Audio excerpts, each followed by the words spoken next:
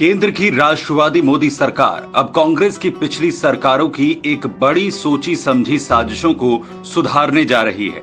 भारत के जिन महानायकों को जानबूझकर इतिहास से छिपा दिया गया था, अब मोदी सरकार ऐसे वीरों की गौरव गाथाओं को लिखने की एक बड़ी पहल शुरू कर उन्हें सच्ची श्रद्धांजलि देने जा रही है। मोदी सरकार अब ऐसे महान वीर महानायकों के अदम्य साहस की गाथाओं को बच्चों को स्कूल में पढ़ाने की तैयारी कर रही है। इसके लिए मोदी सरकार के शिक्षा मंत्रालय ने एनसीईआरटी की किताबों में दर्ज गलत इतिहास को सुधारने के लिए किताबों को रीप्रिंट करवाने के लिए भेजा है। अब 2022-23 के एजुकेशनल कैलेंडर की नई किताबों में संशोधित इतिहास पढ़ाए जाने पर जोर दिया जा रहा है। एनसीईआरटी के इतिहास की किताबों में मुगलों को महान बताने और भारत के ऐतिहासिक तथ्यों को छिपाकर गलत तरीके से प्रस्तुत करने पर हमेशा से ही विवाद रहा है।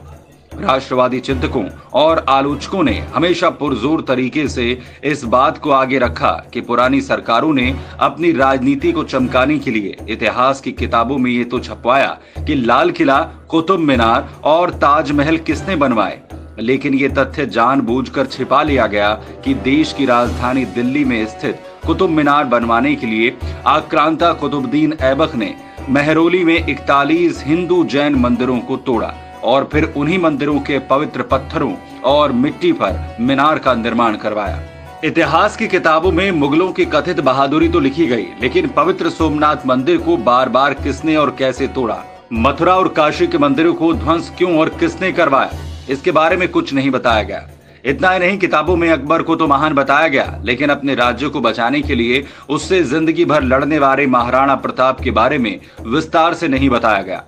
मुगलों के अत्याचारों के सामने सीना तान कर खड़े होने वाले गुरु तेग बहादुर, गुरु गोविंद सिंह और उनके 4 साहिबजादों की गाथा को इतिहास की किताबों से सिरे से गायब कर दिया गया। हमेशा से ही आरोप लगते रहे हैं कि आजादी के बाद देश पर लगातार 6 दशकों तक राज करने वाले कांग्रेस सरकारों ने वामपंथी विचारधारा और जिहादी मानसिकता के लोगों से ही इतिहास लिखवाया।